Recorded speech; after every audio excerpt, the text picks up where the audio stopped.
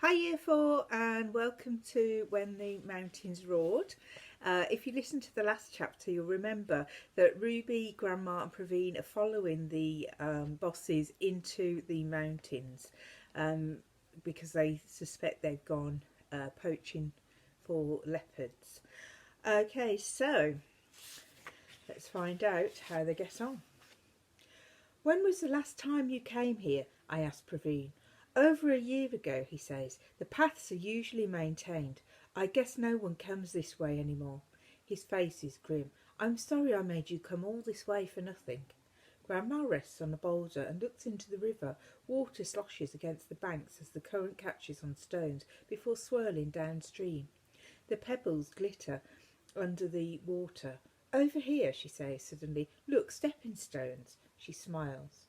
I follow her gaze, and sure enough, she's right. A jagged little trail of stones punctuates the fast-flowing water.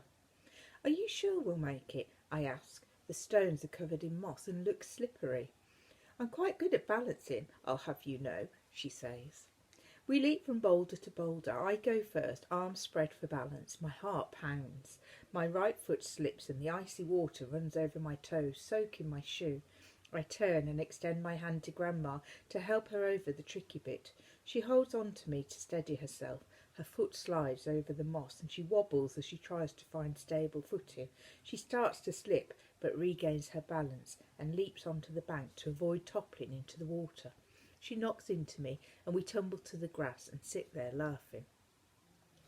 I shake my foot to get the water off as Praveen crosses. Then I take a photo of Grandma and Praveen in front of the river with the stinging nettles in the background.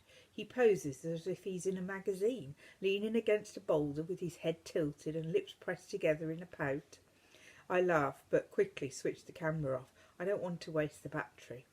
We perch on rocks and eat the chapatis Grandma has packed. Praveen shows us a small pipe sticking out of a rock with drinking water flowing from it, and we all drink thirstily. Then we set off again. I met a man yesterday who said the water in Ganga was holy, I say, suddenly remembering. Grandma smiles. It does have magical properties. Your mum told me that the Ganga has a higher concentration of dissolved oxygen, which means that it has self-cleaning properties. Really? I ask. But it didn't look very clean, and there was dead bodies in it. Yes, it's too polluted now to self-clean. It's like pushing a balloon into water. When you let go, it bounces back up.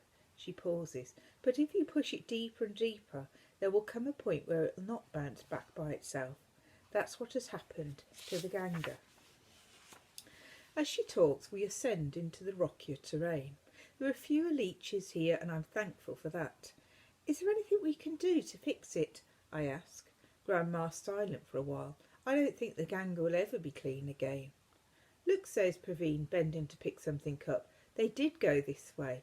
It's a plastic water bottle and an empty instant noodle packet. Grandma shakes her head disapprovingly and puts the plastic in her bag.